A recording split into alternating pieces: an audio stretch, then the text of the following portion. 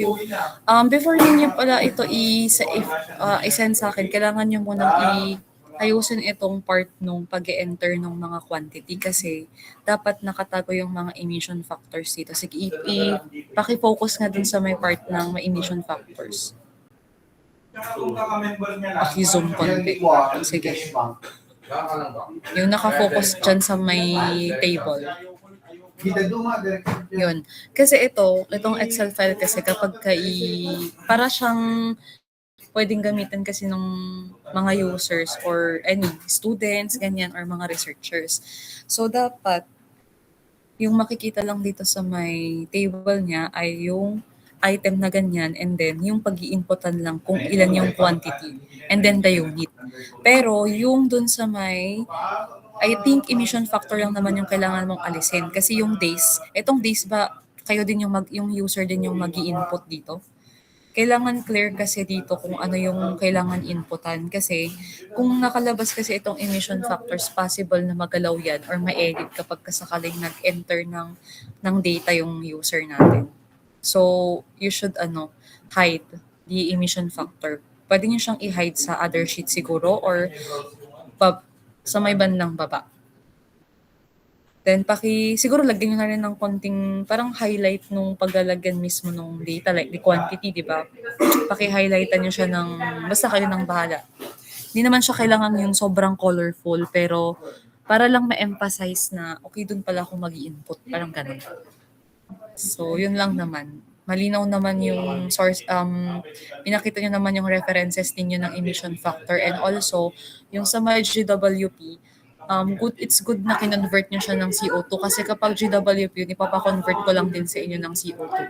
So at least nahanap ninyo yung parang factor din ng pagko-convert ng global warming potential doon sa CO2 equivalence niya. So very good. So yun lang yung comment ko. Before ko kayo bibigyan ng grade, paki-edit lang yung paglalagyan ng mga data. So may question pa ba or wala na? Okay, so thank you so much. So next group, susundan ko na lang to ha. Yung group ni Mr. Suminta. Susundan ko na lang yung pagsisend ninyo ng file doon sa GC natin. Are you here, group ni Mr. Wishley? Hello po ma'am, good morning po. Nandito po. Good morning. Sige. So, paki-share na yung screen ninyo. Wait lang. Pero Mr. Ambrosio, lahat ba ay nag-participate dun sa group niyo or what? Paano yung contribution ninyo? Kasi ikaw lang yung nag-present pala. Hello ma'am, bali po, naghati-hati po kami, bali, yung unang member, si Ferdinand po, siya po yung gumawa ng significant. Okay, sige. Bali, ako lang po yung pinag-nilapag paper po namin. Okay, sige, thank you. So magaya ko nga din na kahit sumunod natin, magaya mo tururay kanya na ito eh. Okay lang sir, tutorial sa karyo. So you can na-proceed na right away, Mr. Suminta. Tapos pala, sorry, sige, habang nagpe-present, habang inaayos ninyo itong presentation ninyo, okay na ba lahat yung MS Teams ninyo? Kasi sa susunod na na klase natin, which is kailan ba? Thursday or Friday. MS Teams na yung gagamitin natin na platform. Hindi na Google. Hindi pa kasi ako nakagawa ng group natin sa MS Teams. So, for the meantime, dito muna tayo sa classroom.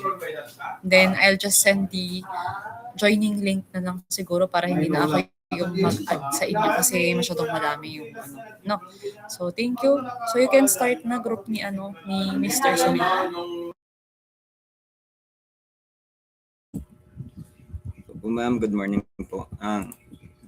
Ang amin po is rice field emission factors po. Ang group members po is sila John Lester Carlos Miguel, John Mark P. Deshar, Albertson at saka ako po ma'am. So ang chem po namin is divided siya sa apat na sheets. Yung input parameters, CH4 calculator, CH4 or methane calculator at saka nitrous oxide calculator. So sa input parameters po is mayroon siyang ang cultivated area. So, ang ibig sabihin po ng cultivation area dito, the more na mas malaki po yung cultivated area is mas malaki po yung emission.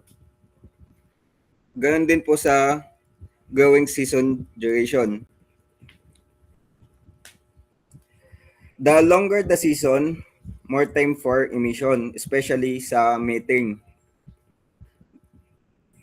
Ganon din po sa more cycle. So, habang namumultiply po siya. Kung halimbawa, 3 po yung cycle per year na nangyayari. Ganon din po yung methane or nitrous oxide, pati po yung carbon emission na napoproduce. Dito naman po is, dito may lalagay ang water regime information. Kung ano po yung ano po yung klase ng tubig. Nakalagay po dito is kung ano po yung klase ng ginawa sa palayan. Kung halimbawa po, continuous flooding is pwede po nating may lagay yung scaling factor niya dito sa value at mamumultiply na po siya sa calculation natin.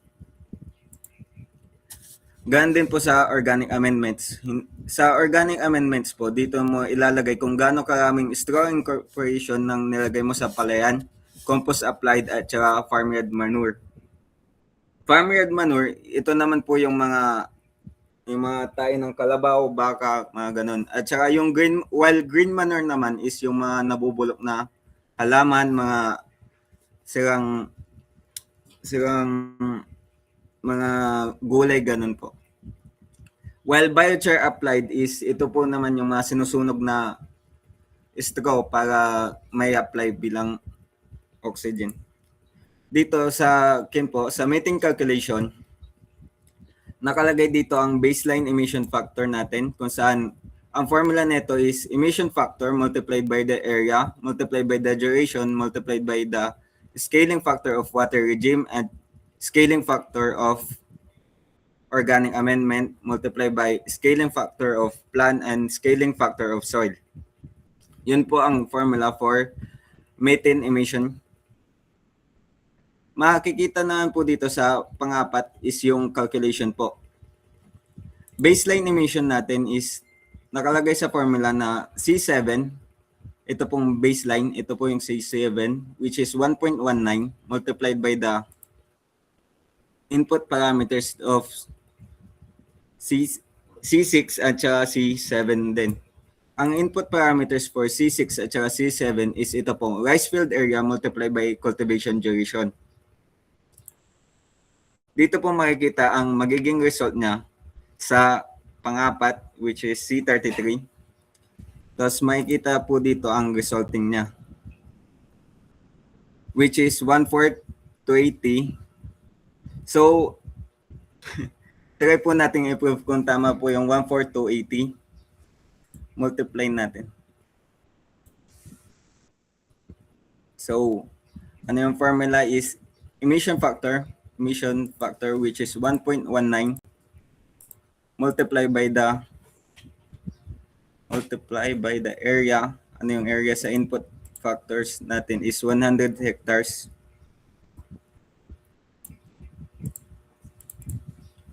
Multiply by the duration day which is 120.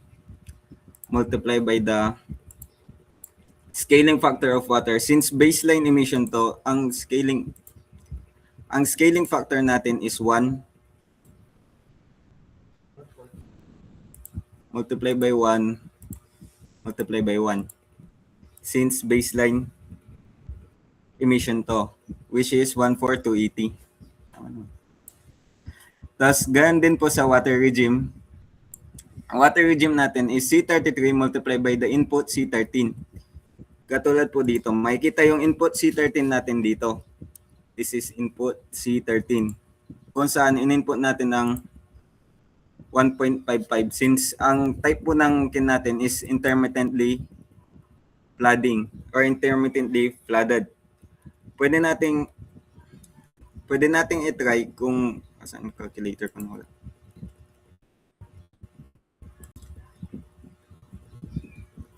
.55 multiply by the 1/4 to 80. 7854.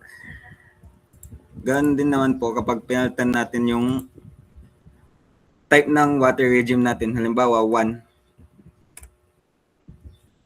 Dapat is 14 to 80.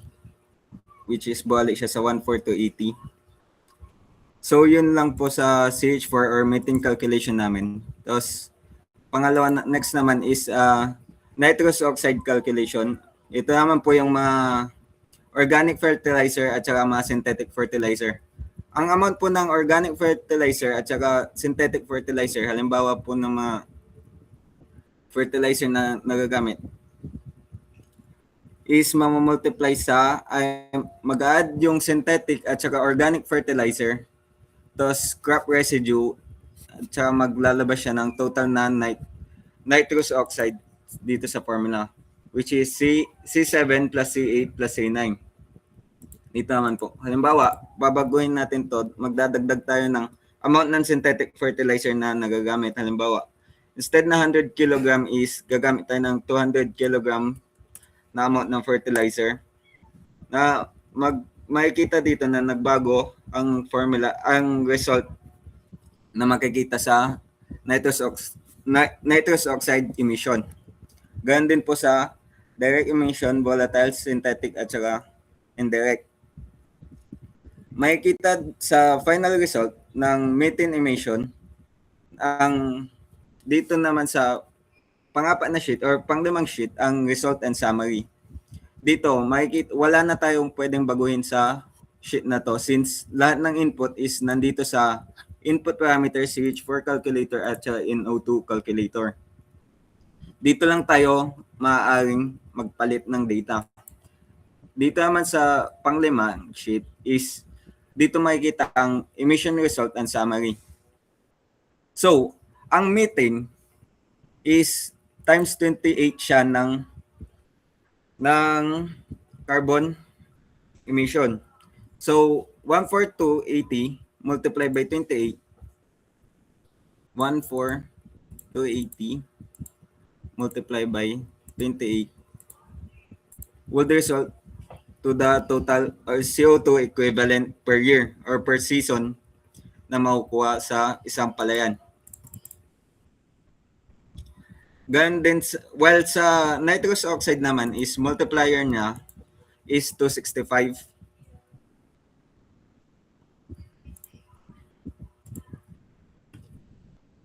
So, ang amount ng nitrous oxide per season is 4.4597 multiplied by 256 ay 265 pala. 4.4597 multiplied by 265 would result to a CO2 equivalent of 1,181.8205, which is tama naman. So, ang total gas emission or emission factor is 79968 since is C31 divided by C7. C7 natin is the value of. So, ang kin dito is divide yung total emission sa land area ng cultivate. Sa emission reduction naman, dito is ang suggested. Kung kin po is nakasama na po to sa paper na nilagay namin pero wala sa akin yung kopya. So, yun lang. Ang data flow ng kin natin is ipapakita na lang namin para mas madaling maintindihan. Ito yung data flow ng emission calculator namin. Dito mo makikita ang input parameters, ang field area, duration, at saka cycle per year, pati yung klase ng tubig. Tapos ngayon, divided to sa CH4 or methane calculation na multiplied by emission factor, multiplied by area, duration, at saka scaling factor. Ito yung simplified version. Ganun din sa nitrous oxide calculator. Tapos makikita dito sa pang-apat na data flow ang result and summary. So, So, global. Ito is based sa IPCC.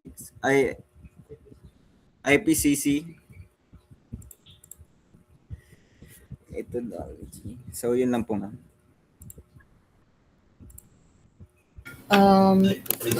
Pwedeng patingin ako ng source ninyo. Kinuha niyo ba yan sa readily available na emission calculator or kayo yung naghanap mismo ng mga emission factors? Dito po, ma'am. Pero yung iba po, ma'am, is, since ang emission factor po, ma'am, is, yung emission factor, yung baseline na po, ma'am, fix naman na po yan. Tapos yung scaling factor po, ma'am, is editable based sa situation ng lupa po, ma'am. Okay, so kung sakaling for example, kapwa ninyo estudyante yung gagamit, doon anong sheet yung pag-i-inputan niya mismo ng data doon sa may input parameters.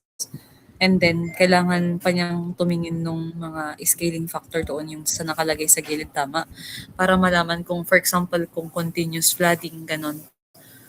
Yung Yes po, ma'am. Pero kung sakali, can you make it yung mas simple siyang tignan kung sakali. Para kasi, doon nagigets naman siya. Kaso kapag for example, yung magamit ay hindi masyadong technical, para mas madali niyang i-input kung sakali. Emphasize kung saan niya dapat. Ganun din, parang sa unang group din. Kaso kasi syempre sa inyo marami kasi siyang factors kasi kumuha pa pala kayo ng mga nitrogen oxide which is good kasi additional pa yun na greenhouse gases and then you converted it to kilogram CO2 equivalents, tama?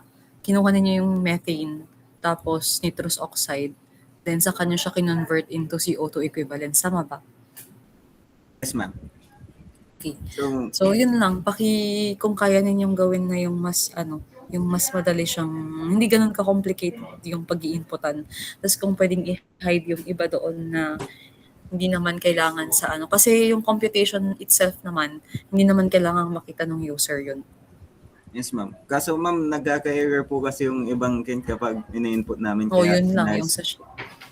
Kaya po, ginanon na lang po Di ba namin. kilagyan na lang ng emphasis yung pagdalagyan ng data para hindi nakakalito. No, kasi minsan paano kapag na-edit din nila yung mga factors na pinaglalagay nyo doon. So, kayo nang bahala kung paano nyo lalagyan ng emphasis yung pag-e-enteran ko ng data. Okay, Yes, so very detailed yung ninyo ng rise emissions. So, very cool. Thank you so much, group.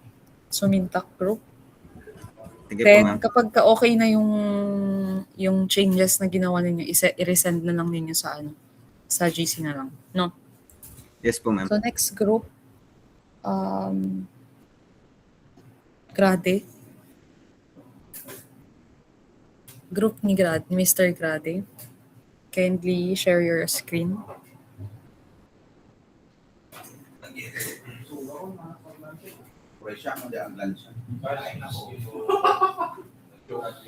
Apa yung kanyang sag nagkatutong eh?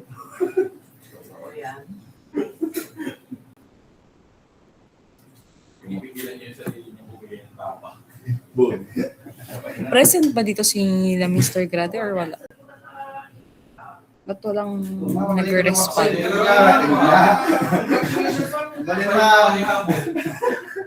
Sandali lang. Okay, sige. Nagurigor ka man.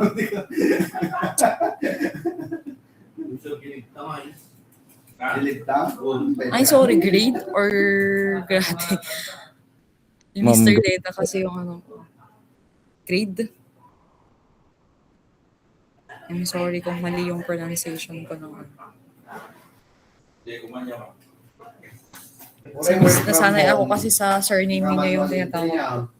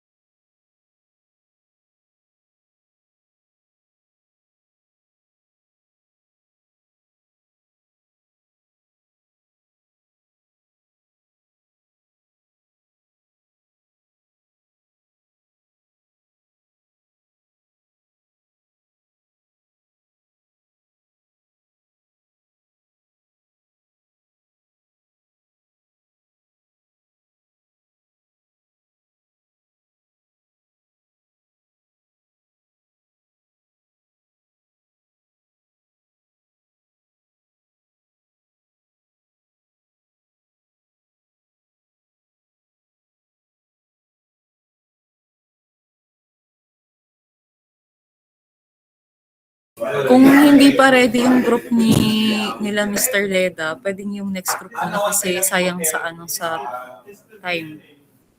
Ano nga pasakay mo din sa Group ni Mr. Belano na lang muna. Sige po. Sige, sige.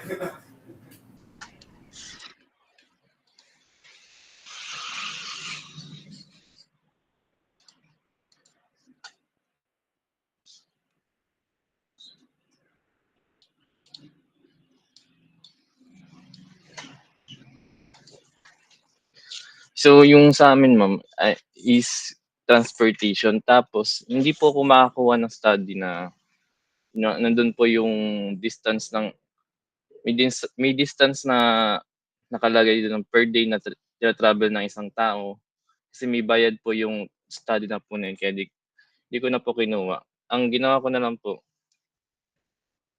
ang kinuha ko po yung distance po na travel po namin sa group. Tas yung sa emission factor po na ito po, pinahanap ko na lang po sa mga kagrupo ko. Ang nakita po kasi namin sa bus is may category. May category na pag less than 12 pounds, iba yung emission factor. Pag greater than 12 pounds yung bus, iba rin po yung emission factor. Tas yung sa jeep, tas sa tricycle, sa motor, pare-parehas na naman po. Tas dinivide po sa per passenger, kung ilan po yung pwedeng isakay ng vehicle, dinivide po namin. Kaya ito po yung nakuha. So, yung sa akin, naka per day ito. Sa pag pumapasok ako, 53 kilometer sa bus ang nagagawa ko pag pumapasok. Balikan na 'to, pagpasok tas umuwi. Ang nakuhang CO2 emission is 1.06 per day. Tas may sumasakay din ako ng jeep papunta sa sakay ng bus pag pauwi na is 1.4 kilometer.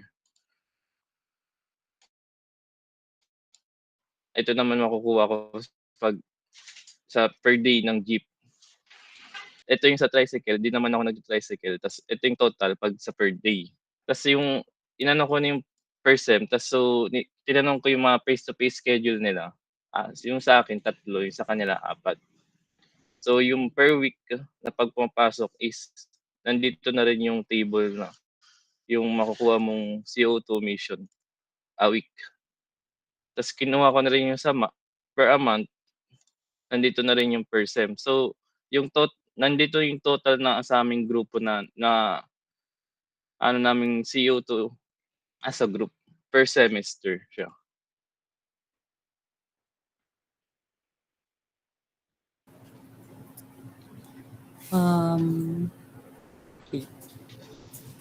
Kasi parang medyo madami yung pag-enteran mo kasi ng data ba. Pwede bang paki-zoom out nga. Tapos para makita ko yung buong view ng students, emission factor for bus. Ito, itago nyo rin ito kung pwede. Yung mga emission factor, yung mga hindi kailangan makita ng user kasi paki-hide na ng itong mga to. Yes Tapos po. sana ang gagawin ninyo ay wait lang. So, factor for bus, jeep, tricycle. Paano ba siya mas gawing yung parang isang siya. Yung hindi yung hiwa-hiwalay yung table niya dapat.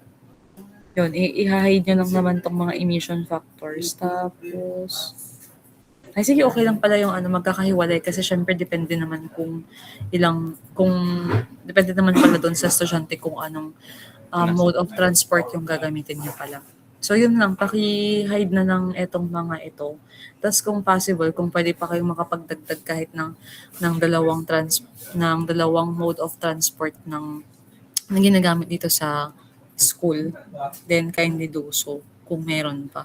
Kasi para hindi lang limited sa jeep, bus, tricycle, yung mga yung para ma-compare yung emissions ng Yung private Pa ba yung vehicle din po. ginagamit? O siguro yung mga private vehicle na ano, na commonly used dito sa campus natin.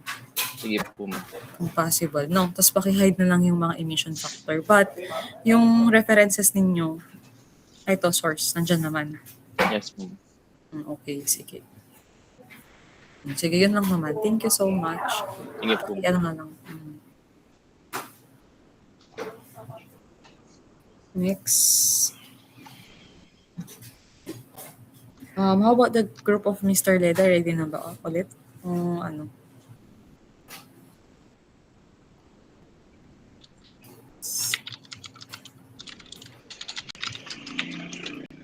Ready na ba si Mr. Sino yung mga ka-group ba ni Mr. Leda? Walang sumasagot. Mr. Padilla, si Bayan, saka Ready na ba kayo mag-present ngayon? teka lang po. Wala po kasi akong laptop, ma'am. Sabi ko na po sa kanila. How about your members? Ma'am, hindi po sila nagre-reply. So, paki-send yung contribution ng mga groupmates niyo kung wala silang contribution or i-rate nyo na lang sila kasi kailangan yun. So, sige, lagtawan ko muna kayo. Since nakapag-pass naman na kayo, so I know na may nagawa. Next muna ay yung kay Mr. Rapsin. So, last group muna for today. And then, we will continue na lang the group of Mr. Trevon and Anthony sa susunod na lang na meeting natin. Sa Friday, hindi ulit tayo mag-klase kasi may event kasi dito basta may event. So, hindi ako makakapag-class muna ng Friday. So, yun muna.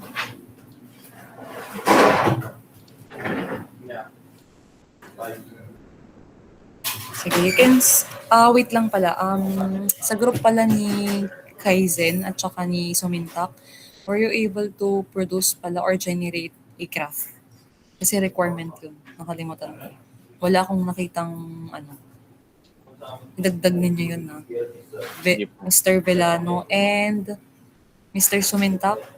Medyo detailed yung sa inyo kaya may maraming maraming chart yun kung sakali. Kaya ba? Sabi nyo naman siyang gawing mas simple para hindi kayo mahirapan. Ma'am, possible po bang may pasa mamayang gabi po? Pwede naman hindi naman siya kailangan ngayong araw. Basta anytime this week kasi nakapag-submit naman na kayo and then yung corrections, you can submit it until Friday na lang siguro. 5 PM. So hindi naman ngayong araw. Sige po, ma'am. Thank you po. Sige. So, you can start now, group of Rapsin. Good morning, everyone. Sa araw po na to, ipapakita po namin sa inyo ang aming kitchen waste CO2 calculator. Ito po ay isang Excel tool na ginawa namin para makompute ang carbon emissions mula sa kitchen waste ng mga kabahayan sa rural areas ng Pangasinan. Ipapasa ko na po kay Caleb para sa purpose ng calculator. So, hello po ma'am. Thank you, Darius. Ako naman po ang magdi-discuss ng purpose and objectives ng ginawa naming Excel calculator. So ma'am, bakit namin ginawa itong calculator na ito? Una, gusto naming i-quantify yung environmental impact ng kitchen waste. Kasi madalas, alam nating masama ang pagtatapon ng basura, pero hindi natin alam kung gaano ba ito kalala numerically. Pangalawa, ito ay supporting tool para sa aming study para sa main study namin tungkol sa environmental awareness at waste management practices sa rural areas ng Pangasinan. Pangatlo, gusto naming ipakita na bilang future electrical engineers, kaya naming mag-apply ng environmental engineering principles gaya ng mass balance o law of conservation at emission factors sa totoong problema ng komunidad. Iyon lamang po. Kay Marcus naman para sa science behind ng calculator. Thank you, Caleb. So, ma'am, ito po yung science sa likod ng calculator namin. Simple lang naman po siya. 3 steps lang yung ginagawa niya. First is yung kitchen waste na tinatapon natin sa landfill, lalo na yung mga balat ng prutas, kanin, gulay, gano'n. Nabubulok 'to 'pag walang oxygen, 'pag nako-compress sa mga landfill, gano'n. Naitutulak palabas yung mga oxygen. Yun yung anaerobic decomposition. Tas sa step 2, dahil sa process na 'to, nagke-create ng mga methane gas or CH4. At yung methane naman, isa siyang napakalakas na greenhouse gas. Tas sa step 3, kino-convert natin yung methane sa CO2 equivalent niya para maging pantay-pantay ang comparison. Tas ayon sa IPCC, yung methane daw ay 28 times na mas malakas kumpara sa carbon dioxide sa pag-trap ng init sa atmosphere. So, sa madaling salita, yung ginagawa po ng calculator is kukunin niya yung basura, ko-convert niya sa methane, tas imo-multiply sa 28 para maging carbon dioxide equivalent niya. Tas yun na po yung puso ng calculator namin. Aljon, ikaw na bahala sa input tas output. So, thank you, Marcus. And good morning, ma'am. I-explain ko naman din po yung input and output variables po namin na dito sa ating screen. So, dito po muna tayo sa inputs. So, based po sa excuse me, based po sa DENR data para sa rural areas ng Pangasinan, ang average daily kitchen waste per household ay naka-default sa 0.85 kilograms. So, yun po yung input po namin dito. And sa target po namin na households, ang number of households po namin ay 60. So, sa days to simulate po namin, tinarget po namin yung para sa isang taon